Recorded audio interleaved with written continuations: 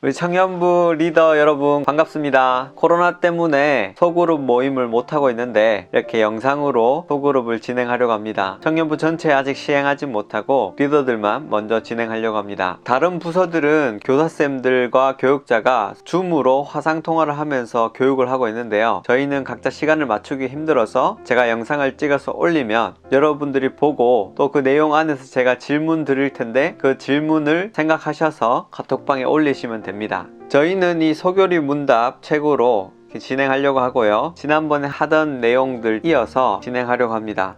지난번에 하던 내용이 정확히 어딘지 기억이 나지 않아서 6과부터 진행하려고 하고요. 예전에는 한 주에 한 과씩 진행했는데 이번에는 한 주에 한 문씩 진행하려고 합니다. 그래서 오늘은 14문을 보려고 합니다. 책 있으신 분은 책을 보시고 책이 없으신 분들은 제가 카톡방에 책을 찍어서 올려드릴 테니까 그걸 보시면서 따라오시면 됩니다. 14문에는 죄에 대해서 말씀하고 있는데요. 14문을 보시면 죄는 무엇입니까? 라는 질문에 답은 죄는 하나님의 율법 중에 어떤 것을 순종함에 조금이라도 부족한 것이나 그것을 범하는 것입니다. 이렇게 나와 있습니다. 13문에는 죄에 대해서 나오고 있는데요. 죄를 이해하는 것은 신앙에 있어서 중요한 한 부분입니다. 죄의 기준은 율법입니다. 하나님의 율법이 죄의 기준이 되고요. 이 죄의 기준에 있어서 첫 번째 기준은 순종함에 조금이라도 부족한 것. 하나님의 말씀에 순종함에 조금이라도 부족한 것이 죄이고, 두 번째는 그 율법을 범하는 것이 죄입니다. 여기서 우리가 놀라운 것은 죄라는 것이 내가 어떤 잘못을 행해야지 죄다 이렇게 생각할 수 있는데 성경에서는 그렇게 말하지 않고 하나님의 율법을 순종해야 되는데 그 순종에 조금이라도 부족한 것이 있으면 그것도 죄다 라고 말하고 있습니다.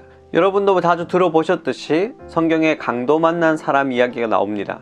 예수님께서 말씀해 주셨는데요. 한 사람이 강도를 만나서 길에 쓰러져 있습니다. 그런데 제사장도 지나가고 레위인도 지나갑니다. 그런데 사마리아인은 그 강도 만난 자를 치료해주고 여관에 묵게 해주고 그를 위해서 돈을 지불해 줍니다. 이 비유를 하시는 이유는 하나님의 율법은 단순히 남에게 피해를 안 끼치는 정도가 아니라는 것을 말씀해 주고 있는 겁니다. 그래서 죄라는 것은 내가 남에게 피해를 안 끼치고 나 혼자 열심히 살기 때문에 나는 죄를 안 지었다가 아니라 다른 사람을 돌아보지 않는 것, 그 이웃을 사랑하지 않는 것 또한 죄가 됩니다. 그래서 죄라는 개념을 우리가 다시 잡아야 합니다. 죄라는 것은 내가 다른 사람에게 피해를 끼치는 것, 죄가 아닌 것이 아닙니다. 죄라는 것은 하나님의 율법을 순종함에 있어서 조금이라도 부족한 것이 있으면 그것이 다 죄가 됩니다. 죄라는 것은 하나님의 율법을 아주 희미하게 아는 데서부터 시작됩니다. 내가 남에게 피해를 안 끼치는 정도가 아니라 내가 하나님의 율법을 바로 알지 못해서 하나님의 완벽한 통치를 벗어나는 것이 죄라는 것을 말해주는 것입니다.